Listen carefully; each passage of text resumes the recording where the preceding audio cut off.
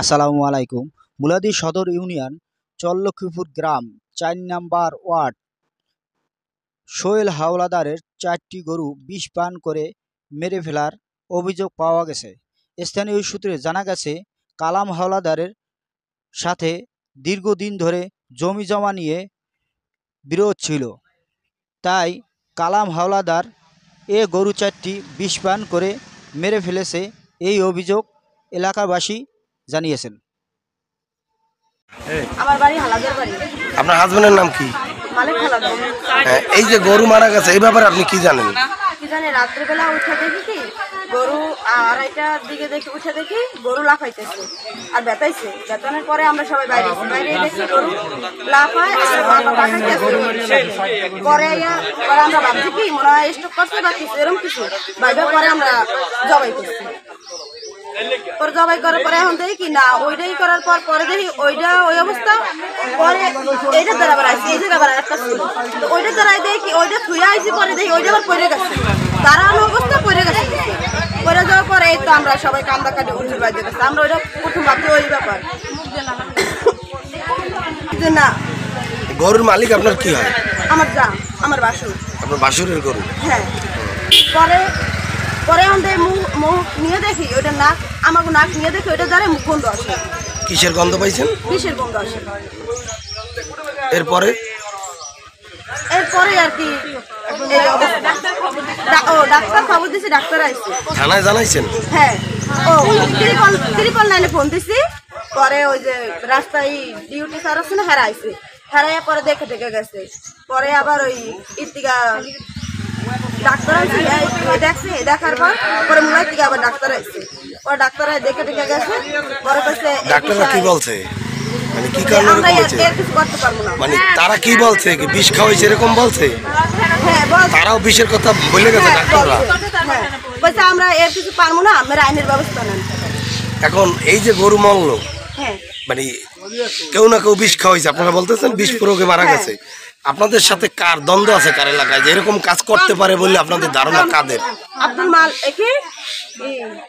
কালাম হাওলাদার, শরিয়াত, নাজমুল, সুমন।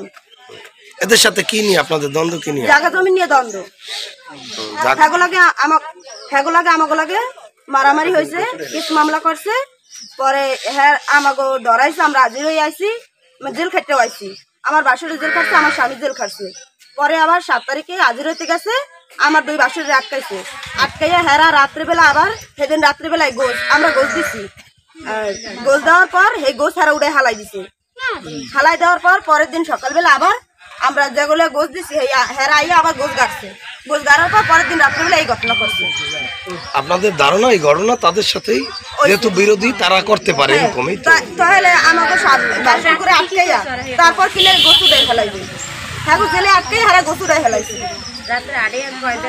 এখন থানায় এই ব্যাপারে থানায় কি কোনো অভিযোগ করবেন? গেছে, হ্যাঁ, থানায় অভিযোগ করার জন্য গেছে। ওটা তো 9-এ ফোন দিয়েছেন, পুলিশ আসছে, কিন্তু এখন মামলার প্রস্তুতি কি নিতেছেন? মামলা করবেন আপনারা? হ্যাঁ, মামলা করবেন। ধন্যবাদ। রাত্রে পরে আসছে আর কইছে কি যে এই মজা বুঝামু, এর মজা বুঝামু মানে নাজমুল কইছে। আবার বাসন গুলা এই বাচ্চারে বলে কি তোরে জেলে বলবো, এর বাচ্চারে বলে তোরে জেলে বলবো। কোন তোর কি কইছে? কয় আমার জেলে বাড়বে। আমি কে কইছে? কে? নাম হলে যে সোনিয়া। আমারে কয় রকুল যে তুমি ওঠো পান মাইয়েরাই তো সব কিছু। বাড়ি থেকে আমাকে একটা গরু দিছে। ওই গরুটা হচ্ছে স্বাভাবিক মাত্রায় আমি রাতে শোয়ে রাখছি বা সুস্থ সবলে দেখে গেছি। ওটা ফজর আজান দিয়েছে, তারপরে দেখি গরুটা মৃত। কিন্তু পাশের বাসায় দেখি যে 5টা গরু, 2টা মৃত।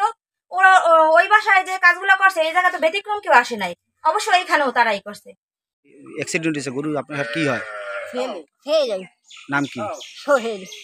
কি হয়েছে ঘটনাটা? কান্দি গরু বান্ধে থুয়ে এখানে ঠাই এই পাশে ছুঁই ফেলাইলা, এই বাসে তো ঠাই এখানে গাভিন গরু তুই এখানে এখানে বলে দিয়েছে।